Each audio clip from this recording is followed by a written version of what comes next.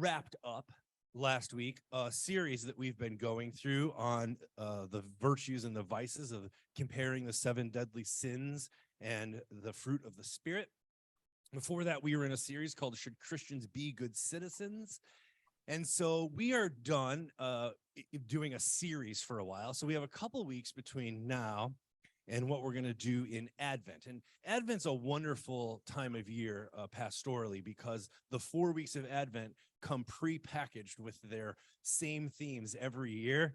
But we have a couple weeks between wrapping up the virtues and vices and then what we're going to do in Advent. And so I had a couple things that I wanted to talk to you about. So I want to read for you out of Hebrews chapter 12. So I'm going to start in verse 10, and it's talking about how parents sort of teach us and model for us what to do. So it's starting in verse 10. For they disciplined us for a short time, as seemed best to them, but God disciplines for our good, in order that we shall share in God's holiness. Now, discipline always seems painful rather than pleasant at the time, but later it yields the peaceful fruit of righteousness for those who have been trained by it. And this is the part I really like. Therefore, lift your drooping hands and strengthen your weak knees, and make straight paths for your feet, so that what is lame may not be put out of joint, but rather be healed. I just love that the author of of Hebrews puts it that way, that there's a discipline that we undergo when we're younger by our parents, but there's also a discipline that we need to do now. For those of you who are in the sanctuary, on your coffee tables, there are some pink sermon outlines. I know that I don't usually do longer sermons because we are sometimes at the table and we're in a series, but I just thought if you like to follow along, I would provide you with, you can take notes if you want, because we're going to be in conversation about this in the coming weeks. And so I thought I would just throw this out for you. From time to time, I like to pass along to you things that have been given to me, insights or sayings that have helped me along in my journey. For instance, one that I like to remind you about from time to time, because it seems to really resonate with people, is the difference between guilt and shame. And as a young man, I learned that guilt is feeling bad about what you've done. And as a young man, I had a lot that I felt guilty about. But shame is feeling bad about who you are. Guilt is feeling bad about what you've done, for which you can be forgiven. Shame is feeling bad about who you are. And shame has no place in the life of the believer, for Christ's light shines in us and puts away all shame. You are a child of God, accepted, approved, and adopted by God's Spirit. You have nothing to be ashamed of. Okay, I have found that always helpful, the difference between guilt and shame. Another one that's been really helpful to me is the difference between mercy and grace. Mercy is not getting what you deserve. Grace is getting what you don't deserve. I find this a really helpful little distinction. Mercy is not getting what you do deserve. Grace is a gift, and it is getting what you don't deserve. So today, I want to pass along one of these that's been helpful to me in my journey, which is the difference between faithfulness and generosity. You may notice that whenever I pray for the offering, or whenever we talk about financing and budgets, I always make a distinction between faithfulness and generosity, because in my mind, they're two sort of different muscle groups. Faithfulness is like doing what you said you would do.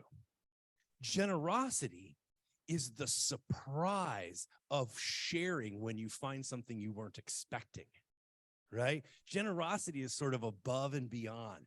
So faithfulness is much needed. I never, ever want for faithfulness to be taken for granted.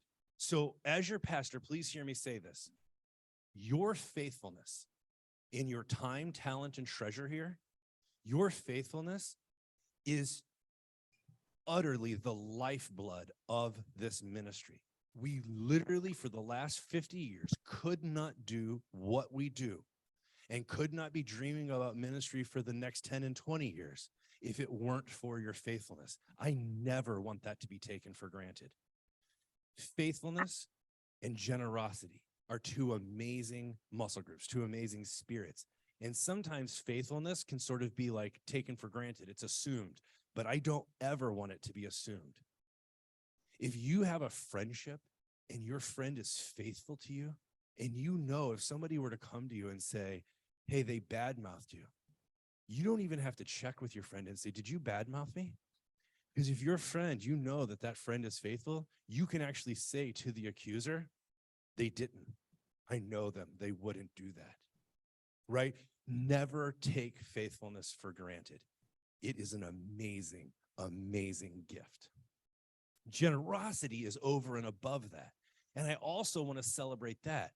But I just don't like that sometimes faithfulness gets taken for granted as like the everyday. I think faithfulness is one of the best things in the world. I come from a family of passionate people, and I married into a family of very faithful people. I appreciate them both. I love people of passion, but I literally would not be who I am if it weren't for the faithfulness of people who are not built like me, and I appreciate what they have modeled for me and how they have been a blessing to me so much. So I find that a helpful thing. So whenever I talk about finances, I always talk about faithfulness and generosity. So I don't know if you've ever noticed this, but have you ever noticed that different people or groups sometimes do things differently than how you would do them? A lot.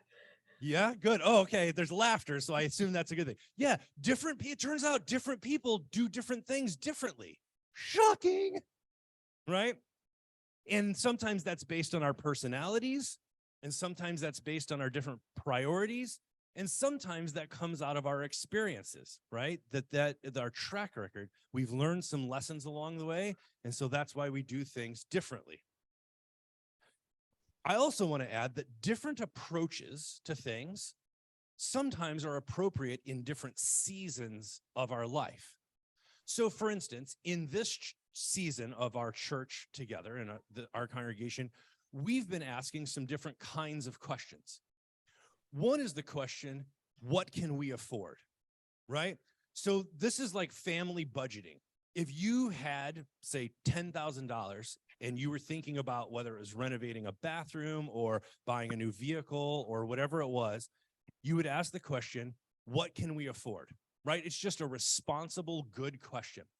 And a lot of churches, this is how they budget.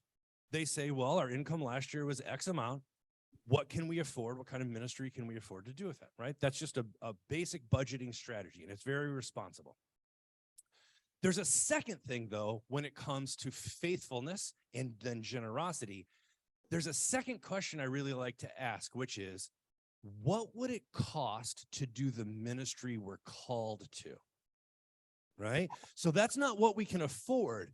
What would it cost to do what God is calling us to? That's a second kind of question, and it's a very fun question because you get to dream, right? That's where faith comes in. So there's faithfulness, and then I call it faith-filled-ness. I love faithfulness because you can count on it, but I also like to dream and say, what would it cost to do our passion, right? So as a family or as a homeowner or as a person in student debt or wherever you find yourself, you might say, what does this thing cost, right? That's the faithfulness question. And then there's the faith-filled question, which is, what would it cost to do what I really want to do, right? And that's an exciting, fun question to ask. And then I come in, this is a leadership question. The third question I've learned to ask in pastoral ministry is, what does it cost us not to do it, right? So when we've been talking about whether it's children's ministry or a music ministry or whatever it is, and we say, well, how much does it cost? Like, what could we get? What kind of money do we have to work with? Right? And that's one question. Second question is, what would it cost to do what we're called to? And then you have to, in a leadership context, you have to ask a third question, which is, what's the cost of not doing it? So for instance, as our neighborhood changes and as Alpenrose is converted to 20 new houses, right? And as Hayhurst Elementary changes, what does it cost to do certain kinds of ministry? And then you say, well, we can't afford that. But then the question has to be asked, yeah, but what does it cost not to do anything? And if the cost is not connecting with our neighbors, is that a cost we're willing to pay? Now, I know we may not have the money, but if we're called to something and the cost of not doing it would be really high, right, then that has to be accounted for as a third category. So I'm going to tell you about two pastor friends of mine who do things very differently than I do. One of my pastor friends, he's a longtime Methodist minister, and he has a practice where he doesn't know what everyone in the church gives, right? Because we're in a giving campaign right now, as far as we're pledging what we're going to give next year so that we can do some budgeting. And I just think you'll find this an interesting case study. My pastor friend, longtime Methodist pastor, he doesn't know what everyone in the church gives, but he does ask the treasurer to give him the names of, say, the 10 or 12 top givers, those who give the most, the top 10 or 12 top givers. And once a quarter, he has breakfast with them at the parsonage and talks with them about how they might cast a vision to get more people to participate with buy-in and in generosity of giving. So even though he doesn't know what everyone gives, he knows who the top 10 or 12 givers are, and he meets with them to talk about how we might cast vision for fundraising, right? Now, just so you know, I don't do that. In fact, because I grew up in ministry, my parents were 3 Methodist ministers. I have chosen something very different. In fact, I'm the only pastor I know who does this. I have chosen to not know what anyone in the church gives at all, or if anyone does at all. I know nothing about giving, and I've done that on purpose. Now, I also have a United Methodist pastor friend who comes from a business, a finance background, and he has chosen to know what everyone gives, or if they don't. And so that fits his style. So I think it's interesting that, I don't know if you're aware of this, but not all pastors interact with the finances in the same way. We do it differently. And I have chosen to know nothing. I'm the only one I know who does it, but it works for me because I never want to be in a situation where if somebody brings an idea to me, I don't want to evaluate it at all based on how much leverage or weight they carry right in the finances. I want to measure the merit of the idea on its standalone. Does it fit our vision? Okay. So, Sarah, can I pick on you for a second? So let's say Sarah comes and she has a strong opinion about something we're doing in ministry. And I think, that's fine, but can I be honest? Like, I know you don't give anything. And like, you don't have a buy-in. And so let's say we did it your way and we attracted 12 more of you who also don't give anything, right? Like, that's not a road I ever want to go down. Or let's take it a different way. Let's say Sarah is the biggest giver in the church. She gives the most, okay? And she comes and says, I think this ministry, which I have nothing to do with, and I'm not volunteering for, but I think it should happen this way. And I think to myself, that's not really how we were envisioning that, but I also don't want to lose her, and I also don't want to say no, because then I don't want her to cut her giving in half, right? I never, ever want to evaluate based on anything other than our vision and what God is calling us to. Are you with me so far? All right. But I just wanted you to know that this is where I'm coming from. So when I talk about the merit of an idea, I've listed the priorities here. In my mind, this is my decision-making matrix of ideas, complaints, concerns, comments. This is the matrix I run them through. Here are my priorities. 1, does it help us serve our community? That is the number one thing. If we do nothing else, does it help us serve our community? Number 2, does it help us connect with one another? And number 3, does it help us reach more people? Those are my passions: to serve our community, to help you connect with one another, and to find more people who want to do that with us. Okay, those are my top 3 things that I evaluate. Any new ideas, any complaints, any strategies that we run through, those are my priorities that I run them through. Sort of the merit of an idea. And here's why that is important to me and why I'm taking this morning to talk to you about this. When I was first appointed here, and I'm entering my 5th year here, and I don't know how exactly to think about it because we had 2 years pre-COVID and then whatever these 2 years in COVID have been. But we've had 4 years together. When I first got here, there were 5 really influential leaders. Ben Whiteley was the head of church council. Roger Turk was our lay leader. Joe Traw was a CARES team and prayer ministry. Bob Bothman, head of the trustees, and Tom Benjamin, head of finance. And all have passed on to glory. It is nearly impossible to imagine a congregation losing 5 leaders of that caliber and doing as well as we're doing. And the reason that we're doing so well is you have stepped up. You have served. You have been people of passion. You have rolled with the punches. You have gone with some of the changes that we've had to undergo and how we're structured and how we operate. And so I want to applaud you. I want to say to you, I want you to hear me say this: well done, good and faithful servants. Well done. One of the reasons that I was appointed here is because this church had dropped below a certain attendance level on Sunday average attendance, and that made the denomination very nervous. But that wasn't the only reason. The other reason is that if you looked at our demographics, we were very top heavy when it came to our age, right? And in fact, we have lost 14 people in the last 2 years. 14 have passed on.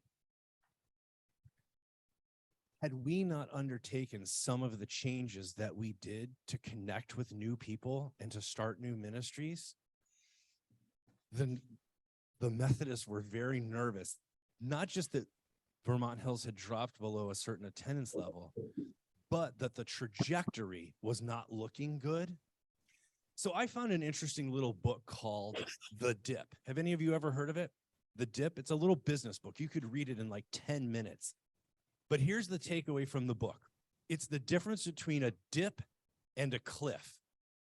And the difference is really simple. A dip bends up at the end. A cliff doesn't.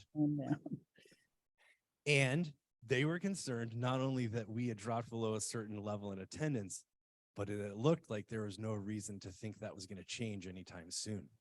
We were headed towards a cliff. So they knew some changes needed to be made. And that's why I was appointed here, is to hopefully create a dip. So you can just call me Pastor Dip if you want. Dip is my middle name. I don't give up hope. I really think that there's an upturn at the end. I really do. I am a big believer in the dip. I don't buy into the cliff. So I bring all of this up to simply say this to you. We are in a pledge campaign. And one of the things I find really fascinating about this congregation is that in almost any group that you could study, doesn't even really matter what it is, you could expect to see a bell curve of almost anything that you study, right?